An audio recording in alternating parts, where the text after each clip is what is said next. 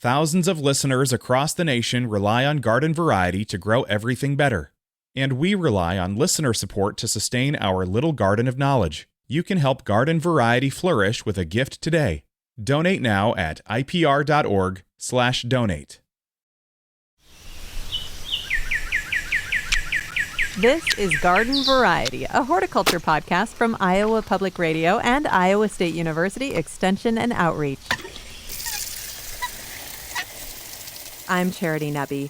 Pumpkins and gourds get a lot of play this time of year, but we are here to say that there are a whole host of strange and spooky plants that deserve your consideration. With me today, Cindy Haynes, professor of horticulture at Iowa State University. Hello, Cindy. Hello. And Erin Stile, Iowa State University horticulture specialist. Hello, Erin. Good morning. And I think we have to start with the corpse flower. And I know corpse flower in Iowa got a lot of press this past year, but they are so cool and so weird and so disgusting. Erin, tell me about these amazing plants. Yes. So there are actually several genera that are called corpse flower. It's kind of one of these names like lily that gets assigned to anything that vaguely looks like a lily. For corpse flower, anything that vaguely smells terrible gets this name. The species we're talking about here is Amorphophallus, and Ryman Gardens had an Amorphophallus titanum bloom this year, and that is the largest inflorescence on the planet. So an inflorescence is a cluster of flowers. It looks kind of like a calla lily, but like red and brown, and it smells spot on for dead mouse in the wall. And it's gross. It is bad. It's a cool looking plant, though. It is a very cool looking plant. And it's one of these plants that it shoots up a leaf, and that leaf, it looks like almost like a palm tree. And the stem of that leaf is kind of spotted and mottled, which is really pretty. And then when it gets big enough, whenever that happens, it doesn't happen every year typically, but it happens every so often. Whenever it stores up enough energy, instead of sending up a leaf, it sends up this big flower. And of course, it smells terrible because it's pollinated by flies and beetles. And it only blooms briefly, right? Yes, it's only in full bloom for about 48 hours. It smells a little bit longer than that, but not much longer. Of course, it takes a little while for the flower to open up, and it's pretty in the whole process, but it is stinky only for a relatively short time. And I find it really amazing how many people will wait and watch and hope and then upend their lives to go stand in line to go see and smell one. It's pretty amazing. Smell this. Yes. It is a spectacle. And there is a species that's much easier to grow, much smaller than that titanum. It's called conejack, Amorphophallus conejack. And I've had several of these for years. It reproduces like crazy. I should give you one, Cindy. Oh, thanks. It's a lot of fun. And it doesn't bloom every year. It blooms like every other year for me, which is fine. But the leaf is so pretty, and I really like putting it out in my garden over the summer, like in the shade garden, because it is like this little tropical kind of palm tree looking thing that is in my hosta bed. It's cool. So when it's at its stinkiest, it's outside? If it is warm enough. Many years it blooms in February or March. Yes. And so so it's then inside. I have two options. I can steal it away in a room, or I just cut the flower off and get rid of it. But the flower is kind of cool. So I've thrown a party around it. We had like stinky cheese and stuff like that, because I was like, I mean, what else are you going to do when something like this happens? I don't not have one, I think, is the other option, which is what Cindy has chosen. But okay. All right. So you too can grow your own corpse flower. You heard it here first.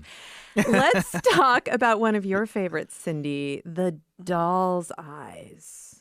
Doll's eyes and eyeball plant and anything kind of eyes and brains. I think I just really kind of fascinate me as well. Doll's eyes is actually a really nice perennial that you can have in the landscape, and it has a really nice flower in kind of late summer. So that's kind of it's related to black snake root, I guess, Actea. So think of it, if you know that one, you might know it. It's got a cool flower, but later in the summer into fall, the fruit is white. And so it produces this little white berry-like fruit. And then it's attached to the stem with a little black dot. So it looks like a white eyeball with a black pupil, and it's on these red stems. So it kind of hits all the colors, and it's kind of hanging out in your fall garden. So it kind of looks kind of like a bloody eye. Yeah. So, and it is considered fairly toxic, so it's not something you want to eat, but it's just kind of, it's subtly scary. Well, and if you put eyeball plant into a search engine, people try to recreate this, like with ping pong balls or styrofoam balls, but it's real. It is. It is real. So this is, you can have it for real in your garden. So yes.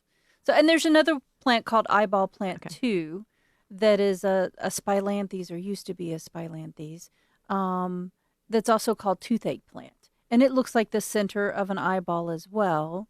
And it is considered edible remotely because it's called toothache plant, because if you chew on it, it will numb your mouth. So, which is really kind of funny to do to guests who or in your garden. Try this plant. It's kind of, and it's very salty kind of tasting and kind of sour. And then 10 minutes later, it's like you were at the dentist and you had your lips numb or your mouth numb. It's medicinal. And that one's kind of yellowy. So it's like an eyeball plant if someone has jaundice. Yes, it is a jaundice eyeball plant. Yes, this is true. So, all right. It all sounds really weird and scary looking, but these are kind of fun plants to have in your landscape. Absolutely. And they're not stinky. They're not stinky like a corpse flower. No. Is that the only stinky one, Aaron? That is the only one that we see kind of regularly in house plants or in our gardens. Yeah, they tend to be very tropical. Any of these carrion flowers, or very desert, kind of South African or Mediterranean, that kind of stuff. There are carnivorous plants, though. We talk about those every once in a while. And I feel like, I think grown-ups are kind of obsessed with carnivorous plants, but kids for sure think that carnivorous plants are the coolest things. That's pretty spooky, especially if you think about a really big one. Yes, it is. Yeah, like Little Shop of Horrors kind of thing. We're not talking about that. The thing I find the coolest about some of these fairly common, folks are fairly familiar with Venus flytrap and pitcher plants, and there are species of these plants that are native to the Northeast United States. North Carolina, all the way up to Massachusetts. They grow in boggy areas, which tend to be very nutrient poor. And so they trap and utilize insects to help kind of fill that nutrient deficit that they have in the environment that they're naturally growing in. So, that's super cool. And flies as fertilizer. It's kind of fun. Flies as fertilizer. Yeah. So pitcher plants, of course, trap them in a pitcher that they go in, but they can't get out. Venus flytraps very famously closed in on a fly. There are a couple others that are really fun that aren't as common, like sundew, which has a leaf that's covered in little droplets, and when an insect lands on it, in its struggle, the leaf rolls up around the insect, and then it can digest it. And there's another one that I really like that's a similar kind of feel. It would be like a fungus gnat kind of catcher, because it does have a sticky leaf. It's called butterwort. And what's fun about butterwort is it's one of the easiest ones to get to flower indoors. And so if you get one and you take good care of it, it flowers very readily, and it has this beautiful little lavender flower that pops up. That's really cute. That attracts insects and doesn't kill them. Yeah, the flower doesn't, but Right. the leaves Yeah. will trap insects and Yeah. kill it. Oh, So that's kind of fascinating. So fun. very selective on what it's going to kill or not. Evolution is so cool, isn't it? Yes. So I was surprised to see Cindy hedge apples on this list because it had never occurred to me that hedge apples look like brains. Yes, But they- once you said it, I can't unsee it. Yes, so it's one of those things. It's kind of that chartreuse lime green brains. So that and then we see them a lot in the fall, and they're often associated with spiders as well. So yeah, it has a little bit of a spooky, brainy type look. It doesn't work on spiders, not unless you hit it with a spider, or hit the spider with it. Right. Sorry, It can hit the spider smash with a it. spider, but it doesn't scare Yes. them away. It doesn't scare But it them would be away. perfect yeah, for a zombie costume. mm-hmm. Your little brains to take Or- with you. Right. And there's also another flower called celosia or coxcomb that also has this brain-like look. And it comes in reds and yellows and kind of purples and pinks. So it would be nice for kind of a Halloween party display table to have hedge apples and celosia and these kind of weird green and purple colors right there on your table, right? Well, I was looking through your whole list of spooky plants, and honestly, the ones that give me like goosebumps are the ones that look like they could cut me if I touch them. So, like the, the devil's walking stick, that looks like that could be Oh. extraordinarily painful if you were It to is. touch it. Yeah. Yes. Yeah, Aurelia. It's a shrub that we can grow here. Yep. It's semi-evergreen, but the stem is covered in And- tiny little prickles or thorns, Thorns, and they yes. are kind of sharp. They're very sharp. Mhm. Yes. Yeah, that just Yes. makes my skin crawl thinking about it. It's funny the things that I that's a real threat, and I'm afraid. Devil's claw looks kind of scary too, although maybe that's not quite as actually able to draw blood. No, I don't think that one's quite as sharp and pointy, but it's a little scary because it's a noxious weed in some places. So you can find it sometimes a lot, especially if you go a little farther south. Yeah. All right, and it produces sharp, long, woody, claw-like seed pods Yes. that look Yes. super creepy for sure. Yes. Yeah. Cindy Haynes, professor of horticulture at Iowa State University. Aaron Stile, Iowa State University Extension horticulture specialist. A lot of ideas for next Halloween. For more gardening information and tips, please subscribe to our Garden Variety newsletter. Find out more at iowapublicradio.org/garden. I'm Charity Nebbe. Garden Variety is a production of Iowa Public Radio and Iowa State University Extension. It's produced by me, Aaron Stile, Caitlin Troutman, and the Iowa Public Radio talk show team.